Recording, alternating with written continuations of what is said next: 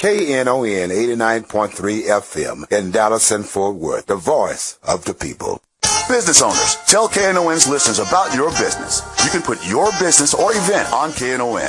KNON currently has space available to run announcements for you.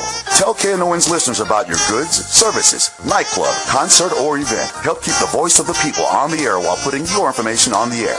KNON's been named the #1 radio station in Dallas by both the Dallas Observer and D Magazine. Put your business with Dallas's #1 station. Call now for more information at 214-828-9500, extension 227, or extension 233. For more information, go to knon.org and click on the Run Spots on KNON page. It's a great way for your business to support community radio while letting more people know about you.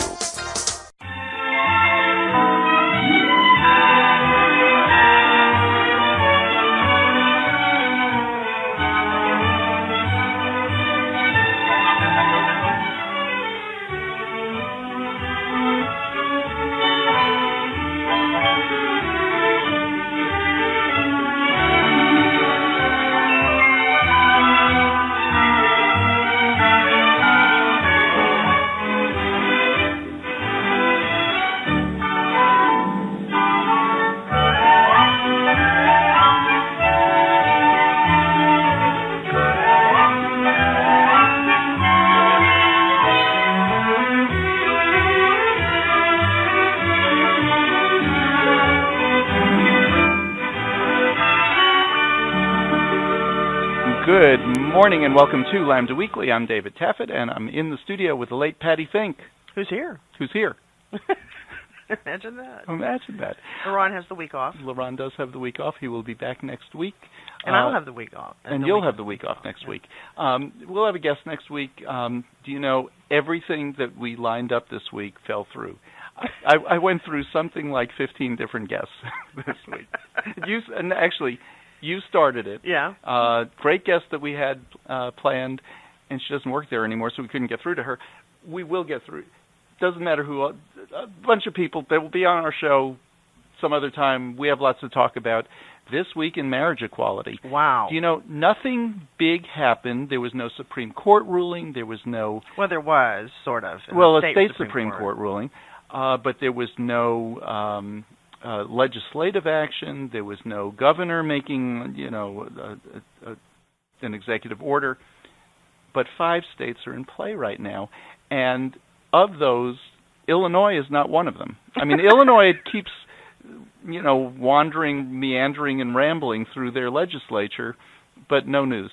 But for listeners, David's been pulling for Illinois now for a long time. Yeah, Lerone and I bet on that one. He won. Yeah, and so Illinois, maybe you shouldn't bet on it. See, I'm not allowed to watch the New Orleans Saints play. Oh, why? Because when I do, they lose. Oh. And so I don't look at it if they're talking about it on Facebook, and I happen to be on Facebook while they're playing. The best scenario is when I don't even know they're playing. Oh, they played today? Oh, look, they won. So. See, I'm kind of that way in my office when they talk about the Cowboys.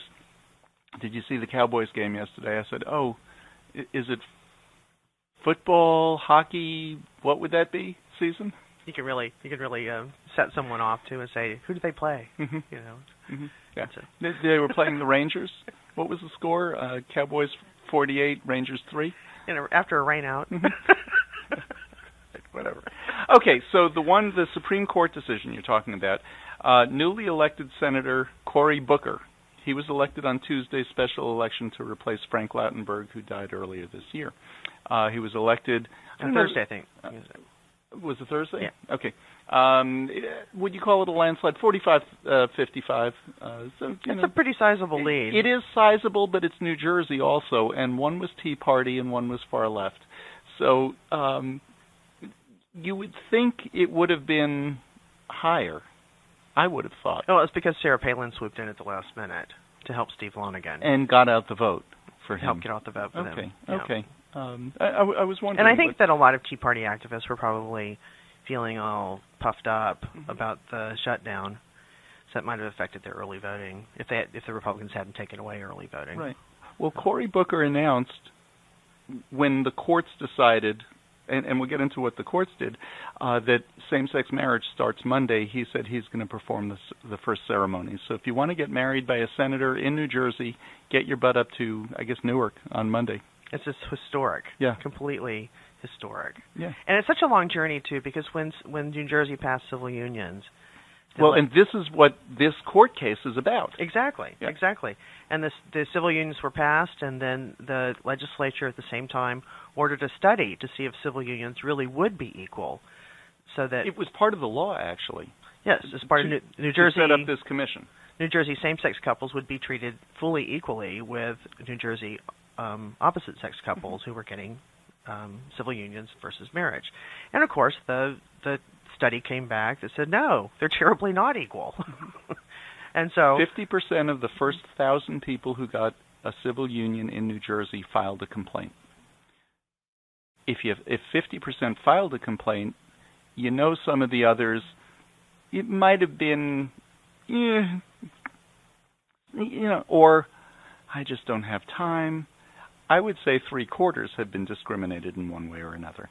Oh, they probably are, because if it's 50% had run into an instance where they were denied service or denied a right and filed, then you know that the others had done the same, they would have been denied. Yeah.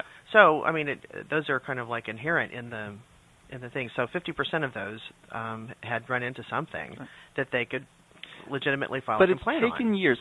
When did New Jersey civil unions come in? Oh gosh, that's been quite a while. 7, 8 years. Something like that? Quite a long time. Okay, so 7, 8 years, and it took this long. Well, what happened was several couples filed a lawsuit, said this isn't equal, but they filed it after DOMA, because what they were saying was, okay, you're saying they're equal, the federal government is telling us we can't get these benefits because we're from New Jersey, where your intention was good, and I think New Jersey's law was really well-intentioned. And here's why. I think what they were trying to do was take the religion out of it. And the religious argument is, no, marriage is sacred. It's sacred. Take them at their word. Some people really believe that marriage between a man and a woman in a church is the way it's supposed to be. We're not trying to take anything away from gay people. We're not bigoted. Just call it something else and we're good. And I think that's what New Jersey was trying to do. And I'm really giving everybody there best intentions. Mm-hmm. And I'm glad they did it because they proved it wasn't. As soon as you call it something else, then you start legislating and you say, no, this is only for married people. Right. And there are, Lord knows, well over 1,000, in one of the studies, over 1,200 rights that the federal government offers. And imagine what happens at the state level, where something as simple as, not being required to testify against your spouse wouldn't apply to civil unions. Sure. And, those rights are huge. So after DOMA, several couples filed lawsuit. And a judge last week ruled, you're right. Our law says they have to be equal. We set up the commission not to say, ha, ha, ha, see, you're not getting it. They set up the commission to say, no, it's supposed to be equal. And I think the way the law is worded is that if they're not equal, then you have to do the upgrade.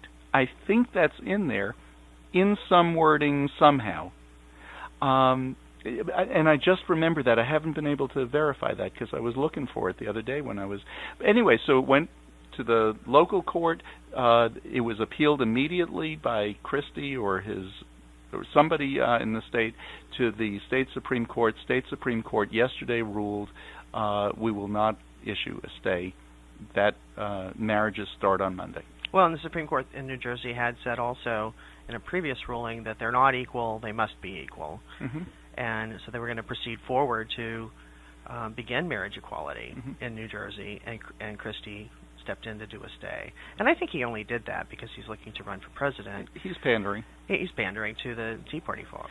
And I think actually, and I'm giving him credit for this, I think he's good with this. The court ruled that's a different branch of government. I'm the executive. I'm the one who issued who went for the stay. I'm the one. So we did all legal avenues. There was nothing else I can do. What do you want me to do? It's New Jersey. It's liberal. Yeah. I have a Democratic legislature. I have judges who have been appointed by Democratic governors.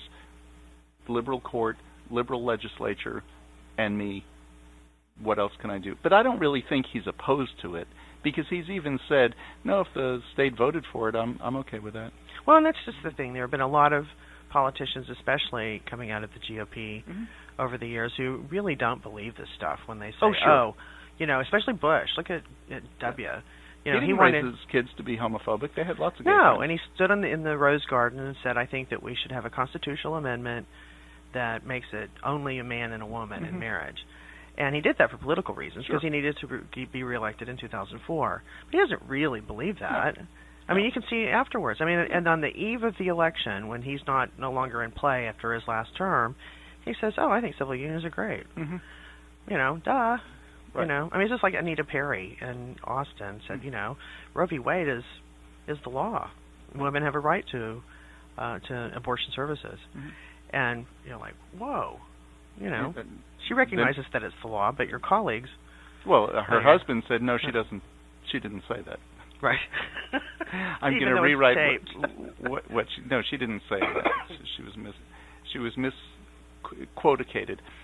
So anyway, New Jersey becomes state number 14. So we have 14 states plus the District of Columbia, plus parts of New Mexico, plus a bunch of Indian reservations. In some states that do not have marriage equality. Don't you think it's interesting, though, that New Jersey butts right up to Pennsylvania, and in the that's one of the other states. Same reasonable time frames, the governor of Pennsylvania very recently compared married same-sex couples to incest, and yet there's full marriage equality just across the bridge in New Jersey. And it's amazing that the dichotomies are huge. Right. Now, I didn't even list Philadelphia as one of the places in play, but or Pennsylvania. Pennsylvania's in play because that's not this week in marriage equality. That's last week in marriage equality. They took a play out of the New Mexico playbook, and one of their district clerks or whoever it is that issues marriage licenses, took it upon himself in Philadelphia to start issuing marriage licenses. So Philadelphia has some marriage licenses, questionably legal. They have a constitutional amendment. The difference in New Mexico is they don't. Right. Their constitution is silent. Right. So Pennsylvania, they're just not obeying the law. It's going to go to court, and I think it's going to be heard this spring. Another one that's going to be heard this spring, and this just came up this week, is Michigan.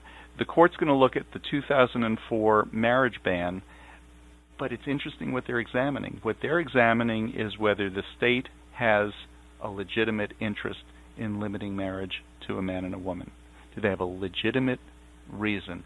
Now, if you go back to the original DOMA case, or the Prop 8 case, actually. Right, that was the guts of that, was to the state's interest. What's the state's interest? And the opposition couldn't come up with any reason to ban marriage other than we don't like it. We don't like those people. We don't like it. This is the expert that said his source was, I read it on the internet, that very case. But, because when they go the procreation route, that you're not standing up and demanding a constitutional amendment that bans marriage between couples who have no kids. My father remarried when he was I think 64 when he remarried, and his wife was actually a few years older. They didn't have any kids. Was that a legitimate? And they didn't plan to have any kids. And they didn't plan to have any kids. There was no way they could have kids. They were married for 17 years, I believe. So if you have all of these marriages, was that a legitimate marriage? Oh, absolutely, it was, because you can't have a situation where procreation is a requirement, a mandate, because there are so many marriages that everybody supports that happen between two people that are not going to have kids. With the Catholic Church that's against same-sex marriage, they're also against a lot of fertilization clinics and genetic engineering that's going to help some people and does help some people have kids. Well, if the requirement to be married is to have kids, and that's the only way you can have kids, but you're against that too, so should somebody who can't have kids not be married, apparently, or not because they're straight? I mean, it makes no sense. So Michigan is, I think that's fascinating because they're not looking at is the amendment legal, they're looking at, does the ban serve a legitimate state interest? And there's going to be testimony. One of the couples, or more than one, has kids. Doesn't it serve the interest of the child to have two registered, legitimate parents? Of course it does. Who have a legal commitment to each other and to the child. Of course it does. Of course it does. So there's going to be so many instances and reasons. We have more this week in, or do we have? Oh, we have 3 minutes. Okay, let's just go through these. North Carolina, again, they took a play out of the New Mexico playbook, and in Asheville, the Buncombe County Register of Deeds and has accepted 10 marriage applications and asked the Attorney General for an opinion. Now, I can just imagine what the Attorney General's opinion is going to be, and this is Asheville, North Carolina. But here we go again. I mean, it brings up the discussion, and that opens the way for these couples to file the lawsuit. And once Michigan finds that the state, because there's no doubt how this is going to pass in Michigan. Once Michigan finds that that state has no legal reason to ban marriage, this court that's looking at the same issue is going to only have other judicial opinions to rely on that say, no, states don't have any kind of legitimate interest. Well, they can't come forward with one because they've tried over and over to say that these are the reasons the state has an interest. There isn't one. And there's not one. There's not a legitimate reason. Just not a legitimate reason. The other one that was real interesting this week, Oregon, has a constitutional amendment. They're expecting a repeal of the constitutional amendment to go on the ballot in 2014. In the meantime, Oregon, which has a very strong comity law, meaning not comedy, it's not a funny state at all. COMITY. Yes, that they accept licenses and contracts from other states. They recognize marriages from other states. They said this week, we're recognizing marriages from other states. And if they'll do it for people who are married outside the state, will they do it for their own citizens? That's a big question. Right. Well, and for several places, Rhode Island, that was the first step. You know, all around Rhode Island you can get married. It was a 20-mile drive at most from anywhere in Rhode Island to another state where you could get married. It was not a hardship. Was there a reason to not have marriage in Rhode Island? You're listening to Lambda Weekly on 89.3 Knon FM. I'm Dave Taffet here with the late Patti Fink. We'll be back with more right after this.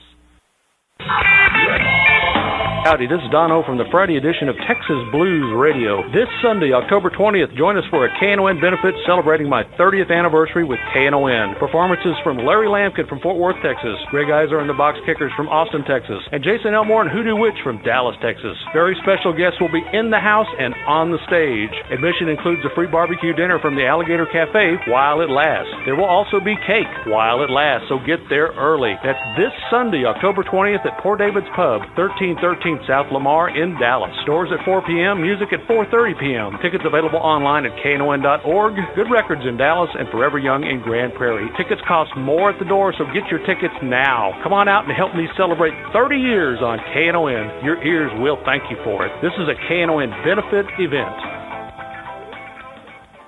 The Fair Housing Act prohibits discrimination on the basis of race, color, religion, sex, national origin, disability, and familial status. A message from HUD in partnership with the National Fair Housing Alliance. The only way to stop housing discrimination is to report it to HUD.gov/fairhousing or 1-800-669-9777. A public service message from HUD in partnership with the National Fair Housing Alliance.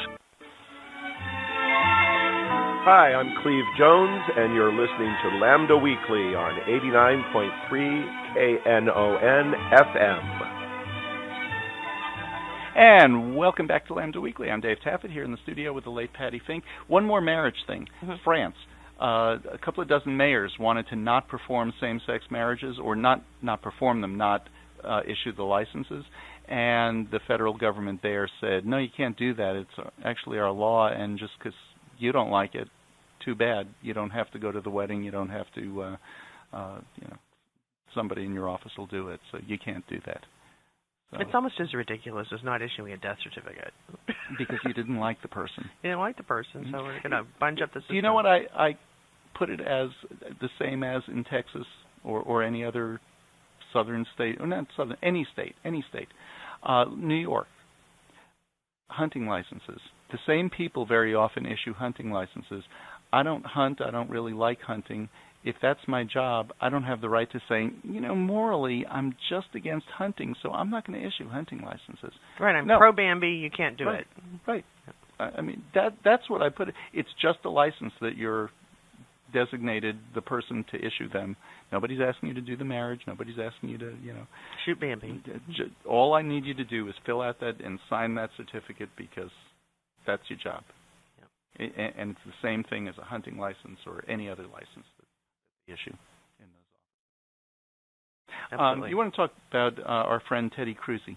Yeah, it's just been. I just wanted to take note because we've been talking about the shutdown now for all of these many weeks, and of course the government is back in play, but it's it's only until January, and then the debt ceiling comes up again in February. So, if the Republican Party chooses to move forward with this process in a hopscotch way, and they do it right through until November, that would be kind of something, huh? Because people do forget, but it's going to keep happening because they only let it happen for a couple of weeks or a month or two.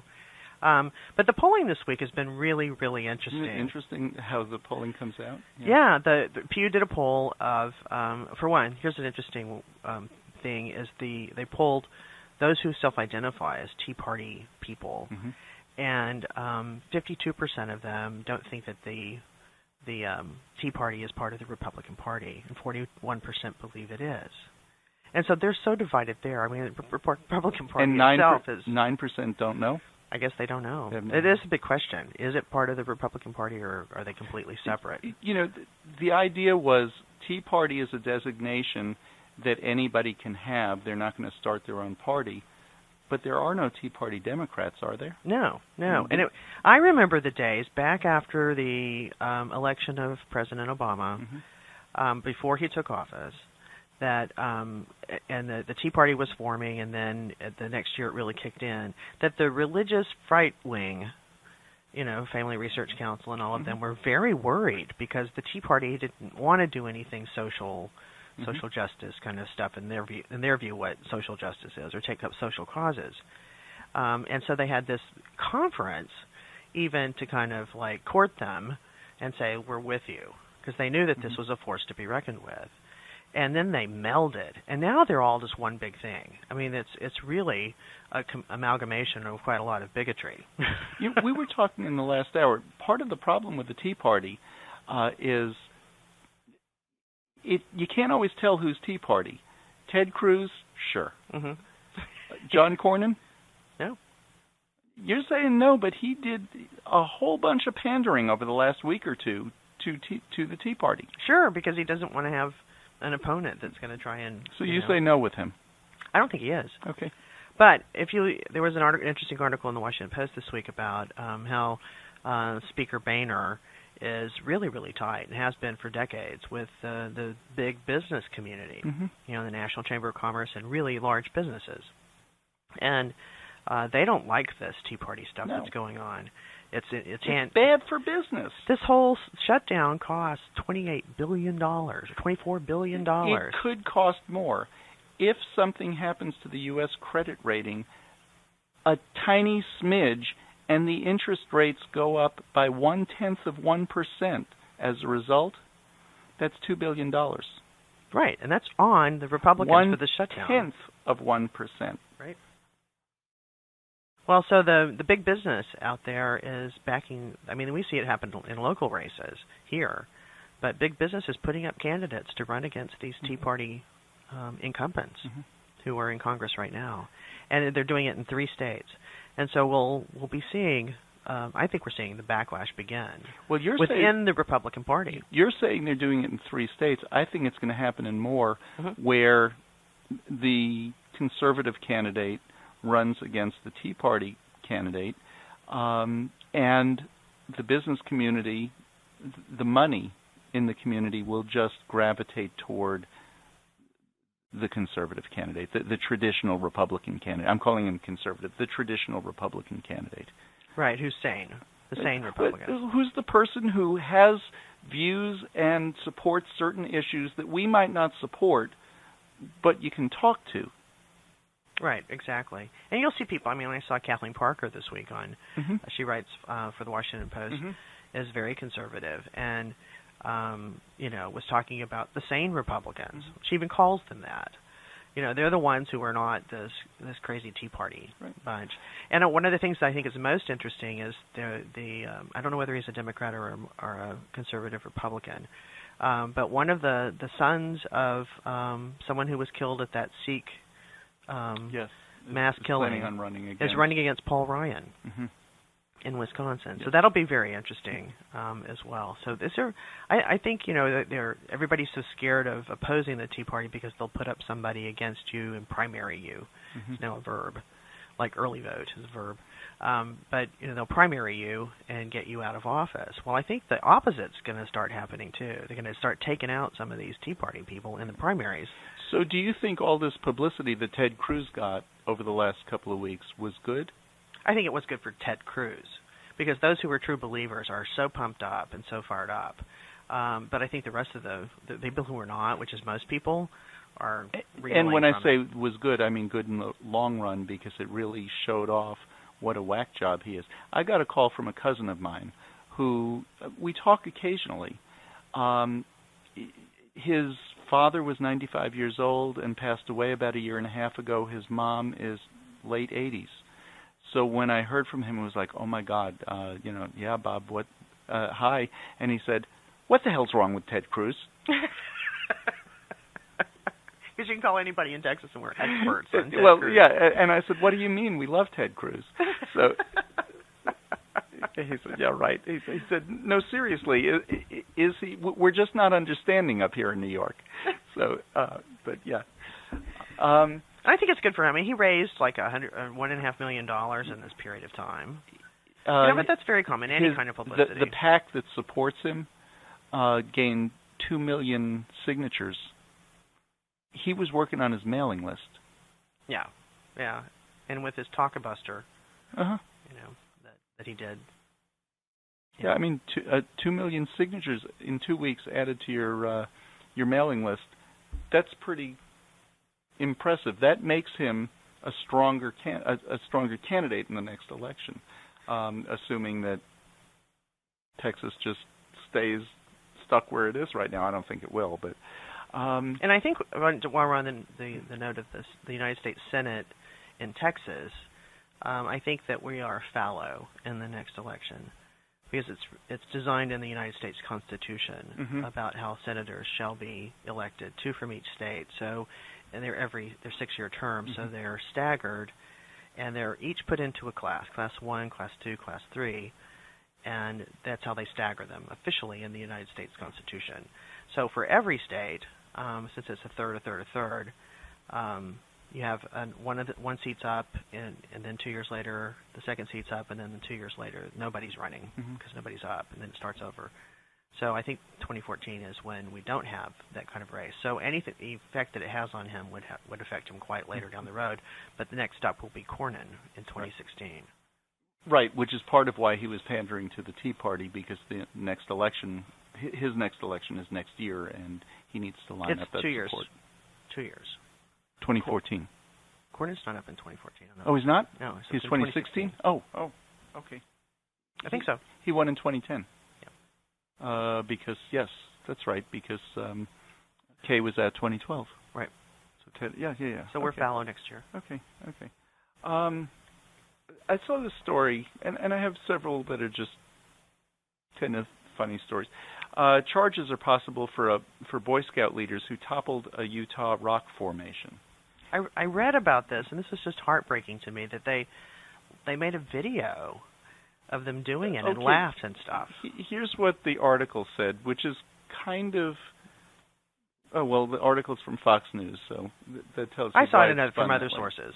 It tells you why it's spun this way. A group of Boy Scout leaders may face criminal charges after purposely knocking over an ancient Utah, at least they said purposely, an ancient Utah desert rock formation and posting the video online. The men were leading a group of 14, 16-year-old Boy Scouts on a trip to Goblin Valley State Park when they said they noticed the top of the rock formation was loose and feared it was dangerous. This is about saving lives, one rock at a time. The formation's 170 million years old. And have you ever been to Utah? Mm-hmm. You know, Bryce Canyon and this. The formations kind of look like big mushrooms, so they're on little pedestals and big rocks on top of it. Probably formed by water erosion that was there at the time. Okay, so here's what I want to know. If you saw a rock on this huge formation that's, you know, maybe a 10-story formation, would you knock the rock off, A, or B, get away from the rock? Which would you do? Or C, quietly leave the area and report it to the park ranger. Mm-hmm. I think that rock might fall on somebody. Mm-hmm. I would choose C, actually. Yeah. But while you're there, it's not, ooh, that rock looks like it's going to come down. Let's shake this thing. And I think that's spin from Fox News because the video they seem like kids just spray painting a wall and running. Right. You know, I mean, that's... Well, even if it is their take, and this is the story that I picked because I figured Boy Scouts, Fox News, okay, let's see how they... I just thought, gee, how stupid. You know, in a landslide, do you say, I'm going to get in the way of those rocks to protect the people? No, you get out of the way. An avalanche. Gee, the snow's coming. I think I'll protect the skiers in front of me by standing in front of the avalanche. You don't do that. You get out of the way. It's like a lumberjack chopping down a tree where it's going to fall on himself. Mm-hmm. It's just kind of stupid. Yeah. You know, I guess anything to pick on the Boy Scouts. But no, it just seemed, you know, it's one group. 16 people don't represent several million at all. But so I don't mean to say it that way. But I saw that Boy Scout story and I had to look it up, and I saw several versions, and I said, the Fox News one will give me the spin that's kind of interesting. There was an article in the Huffington Post this week. Where are the gay federal appellate judges? Well, this week, Todd M. Hughes, who is an attorney at the Department of Justice, became the first openly gay person confirmed as a federal appellate judge on the U.S. Court of Appeals for the Federal Circuit. Okay, so what that means is, I couldn't get from this story, is he the first federal appeals judge or the first one on the federal appellate, or the first on the federal circuit? There are circuits throughout the country. So if you're in Texas, the federal, you go to one appeals court. If you're in California, that's a different appeals court. If you're in New York, it's a different appeals court. And the appeals courts line up with the United States Supreme Court justices. Yes. So there are 9 of them. Right. Okay, but there's the Federal Circuit, which is different. The Federal Circuit handles things like, patents and things like that. So if you have a case in California and it's about marriage equality, it goes to the Ninth Circuit Court of Appeals. Right. In San Francisco, I guess. And then there's a layer above that that's the appeals circuit, and then it would go to the United States Supreme Court, which is exactly what happened with property. Okay, but if it's like a federal issue like patents, it goes to this Federal Circuit.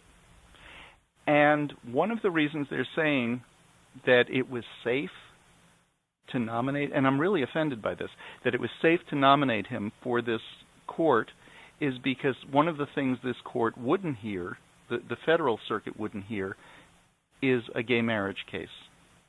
Because obviously a gay judge can't listen to the merits of a case, whereas a straight judge can.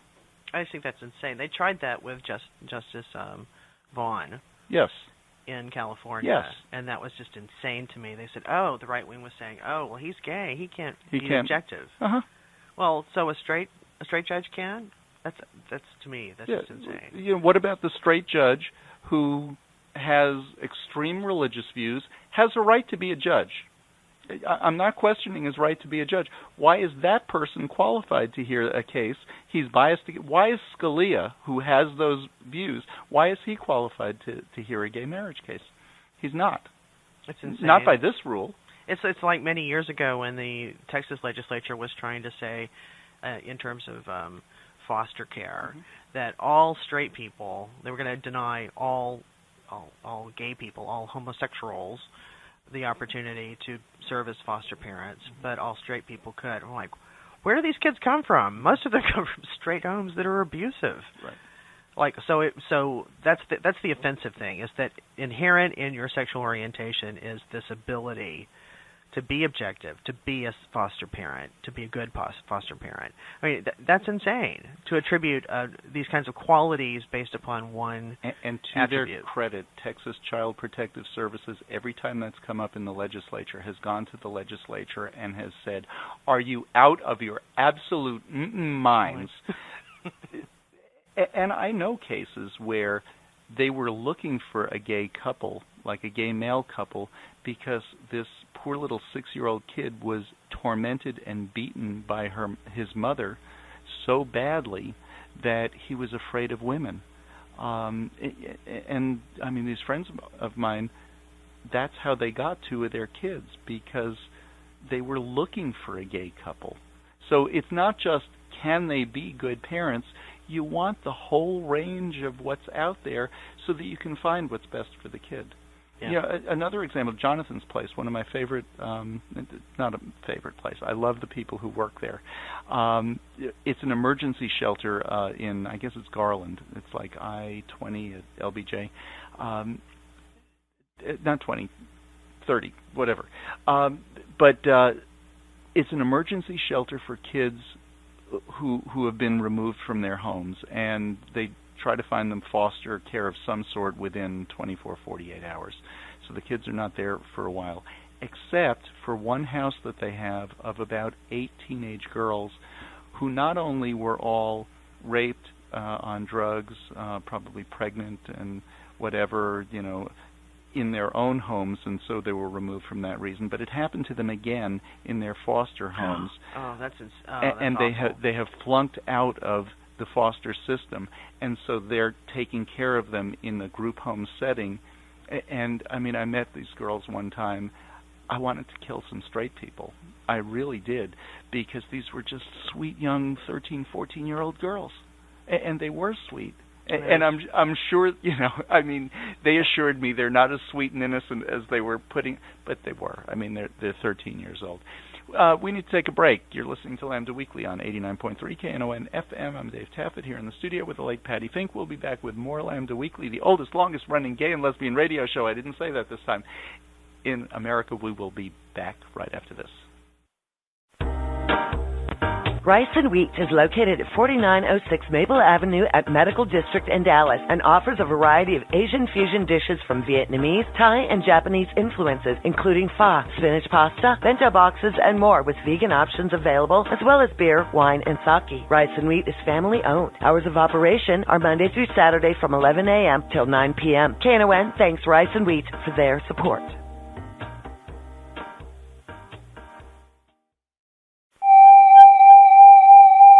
The third annual Knon Halloween Fey Voodoo Party is coming to Port David's Pub on Saturday, October 26th. Doors are at 8 p.m. for an evening of frightening fun with the spooky swamp sounds of JB and the Zydeco Posse. We may not be able to go to Haunted New Orleans for Halloween, but we can recreate the spirits of NOLA here. There will be costume contests with prizes for scariest, most original, and most Cajun. So start digging through your closets and planning your costume now. And even better, we will be celebrating Jimbro for Monday night's Cajun Zydeco Music Party's birthday. Advance tickets are available at KNON.org and Forever Young Records in Grand Prairie. That's the third annual Knon Halloween Fey Voodoo with JB and the Zydeco Posse, celebrating Jimbro's birthday with costume contests and more. Saturday night, October 26th at Port David's Pub, located at 1313 South Lamar in Dallas. This is a Knon benefit event. Want to find out about upcoming events at KNON? Want to see pictures from past events or need information about the station? Then you need to like the official KNON Facebook page. It's easy to find. Just go to facebook.com/KNON893. It's the KNON 89.3 FM station-produced page for Facebook. It's the easiest way to keep up with what's going on here at KNON. Like us and share with your friends today. That's Facebook.com/KNON893. Accept no substitutions. This is Alex Hanselka, and you're listening to Lambda Weekly on 89.3 KNON FM, Dallas. And welcome back to Lambda Weekly. I'm Dave Taffet, and I'm here with the late Patti Fink. A story I just saw today. I love this. Todd Kincannon, he's the former executive director of the South Carolina GOP. He believes transgender people should be put in a camp. And I was thinking of some of my trans friends, and, swimming, bike riding, horseback riding, I think they'd enjoy it. What do you think? Crafts? Yeah. Yeah. Nice of him to think. That's insane. They should be put in a camp. Where do these people get off that you're different than I am, and so you should be in a concentration camp? Or an internment camp, whatever their term for it is, it's the same idea. We're going to segregate you because of pure animus. Don't like you. You need to be over there, away from me. Right. That's really what the whole idea is here. And I just find it's disgusting, that kind of thinking and that kind of saying it. If they think it, I want them to say it. I really do. Well, basically, that is what he's saying. Because I think they need to be exposed for who they are. He said, there are people who respect transgender rights, and there are people who think you should all be put in a camp. That's me. A tweet of his. I have plenty of compassion for trannies. This is another one of his... Trannies? He has compassion for them. Wow. They should all be locked up in mental institutions, and their care paid for by the state. See, he's not even making them pay for their own care. Isn't that nice? Yeah, they should just. You can't say the words I'm thinking right now. I have no problem with gays, but I hate trannies. I think they are disgusting freaks, and they are. Am I evil? Yes. Yes. He's the one who needs to be taken out of society. I mean, somebody who hates that much. Wow. And this is his, third tweet? There's more. Oh, there's more. Oh, he didn't let this up. I'm totally okay with gays. I'll just bet. You want to have them over for Thanksgiving this year? I don't. I'm totally okay with gays, and I celebrate female bisexuality. I bet he does. I bet he does, too. Oh, yeah. As if it were the Mona Lisa of genital sports, but transsexuals are sick freaks. Wait. The Mona Lisa of what? Genital sports. He needs to be put away without his stash. Now, there are more that he doesn't like. The only things I hate these days are commies, trannies, and most Muslims. Wow, he's just spewing hate all over Twitter. Doesn't Twitter have hate speech regulations? I know Facebook does. I'm not big on Twitter, but I know Facebook does. Wow. Is he going to try? He was in a position of power. Did he try at all to take it all back? No. Wow. No. I'm not giving you that this is what he said before he gave a I'm sorry if you're offended. This is what he said, period. And I hate those anyway, the sorry if anyone was offended. When he knows that, one, there were people who were offended, two, they were definitely offended. It's not maybe they were, maybe they weren't. I'm going to try and capture it all. So he's not even really owning it. And what you really want in an apology is that what I did was wrong. I know, one, here's what I did wrong. Two, I'm not... I said it wrong. It's not what I meant at all. That's not me. I regret it, and I hurt you. Yeah. And I'm sorry that And I I'm hurt. sorry. Yeah. Not I'm sorry if you were offended. I'm sorry. Because it sounds like you're dismissing the fact that you know that they are. He's not apologizing. Now, when he says commies, first of all, who are the commies? China? North Korea. North Korea? Oh, okay, North Korea. That's not who he's talking about. He's talking about Obama. Yeah. That's who he's talking about. You know that. Trannies and most Muslims. How many Muslims live in this country right now? Do we know? Millions. Well, I know it's in the millions. I was just wondering. He is talking about millions of people that he hates, that he thinks should be in internment camps. That's kind of frightening. I just don't get that. And his name is, again? Kincannon. Yeah. Todd Kincannon. Yeah. South Carolina. Speaking about trannies, speaking about transgender people, the other part of this, obviously he doesn't know people who are transgender, and I've done a number of stories. He doesn't know that he knows that. Probably. That's why people say, "I don't know anyone who's gay." You don't know anyone you don't know anyone that you know is gay. Yeah. Well, there are some people who live in real closed little. If it wasn't for people in my family, I probably wouldn't know any straight people. Oh wait, there's one in the studio here, isn't there? Oh right. I forgot. I did a story a few weeks ago in the Dallas Voice about this attorney. The reason she went into her own business, because she was a public defender, is as she was transitioning, she just didn't want to have to deal with everything you have to deal with. But she's developed this specialty in transgender law, which is everything from just changing your name, changing your gender marker, and then which allows you to change things like your driver's license so that your driver's license says you're a female when you're dressing as a female. Mm-hmm. Whether or not you've had the operation, because it's not about operations, it's about, it's about here's who I am, here's what my license says, here's what my ID says. It doesn't matter about the surgeries at all. Do you know what the statistics are for unemployment in the transgender community? Oh, it's got to be astronomically high. It's 50%. So she's doing a lot of this just as a free clinic for people, but it's employment discrimination. There are lots of laws that are protecting transgender people against discrimination. Well, actually, there are now, because the Obama administration has ruled transgender discrimination is simply sex discrimination. And there's a case, it's down in 7 points, that's going up. That's going into court. It was just filed. It'll be the first time testing it, and it's a HUD case, and it's HUD who's actually filing the case. It's a real interesting little case. It was. I think I read about this. It was in a trailer park. It was in a trailer park in Athens that they were thrown out, and just an interesting case. A nice couple, actually. You thought Proposition 8 was a problem now opponents in California are starting a ballot effort to dump their transgender law. Do you know why? Because NOM doesn't have anything else to do in California. They got defeated. They got thoroughly defeated. and soundly squashed like a bug, and now they're picking up other things, and they're going to go after transgender people. Mm-hmm.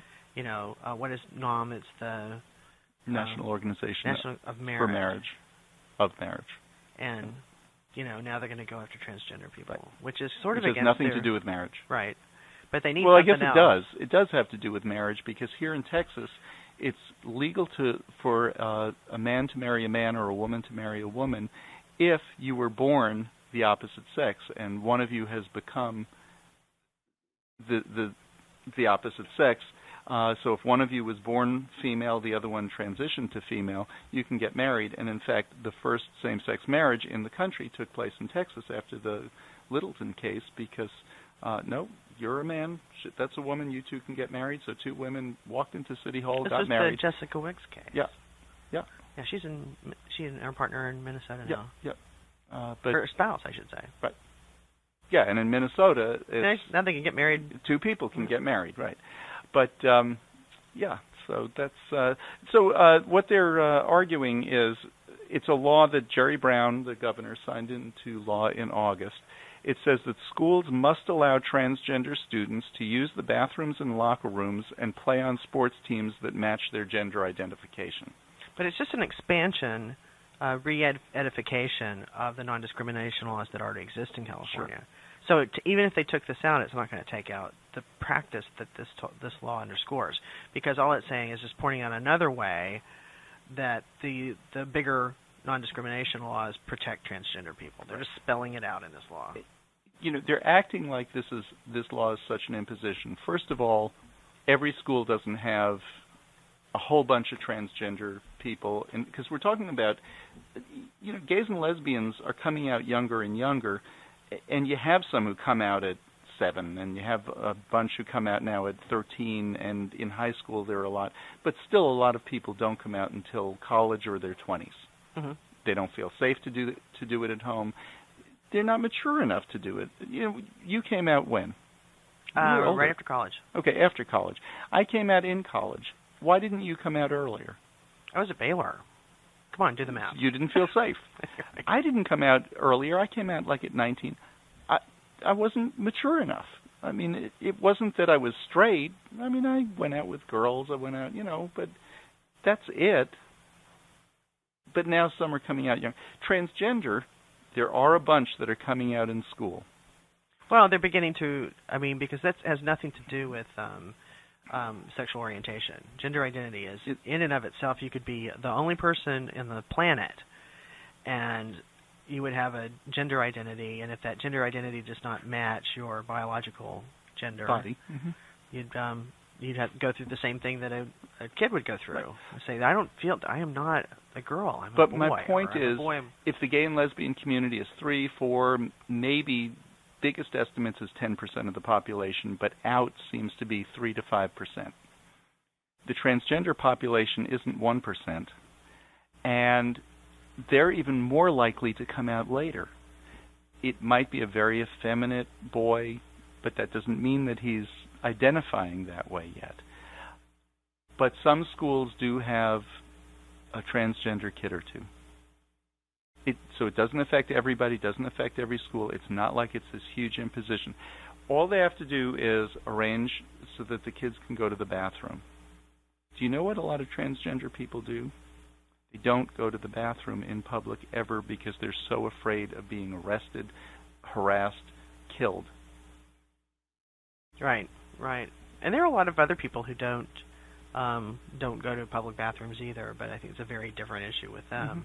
But for a trans person, it's a cleaner way, if you can get away from wherever you are, to not deal with it. Right. Because of the bigotry out there that's what are you doing in here? Right. Okay, so use bathrooms, locker rooms, and play on sports teams. Even if you're transgender, how many kids who are transitioning who have not had surgery are going to feel comfortable enough to go into the locker room of the opposite sex? Not a whole lot. But the ones who really feel at age 11, 13, 15, I am actually that sex that my body does. It's not somebody who's in there threatening people. They make it seem like you're transgender because you really want to molest other people. They attribute something insidious to it that's not there. It's not there at all. Okay, now here's my theory. Gay people, or these right-wing extremists, these ministers who preach anti, what always happens to them? They get caught with a gay prostitute, right? This fear that, they want to molest. No, it's them that want to do it. It's in their sick minds. Because they went there, we didn't. Do you know how fearful transgender people are? You can imagine it, but I've had, from some of the stories that I've written, I've had people tell me just how fearful they are, that they won't go to the bathroom when they have to desperately go to the bathroom because they're that afraid of being molested themselves, harassed, attacked, and killed.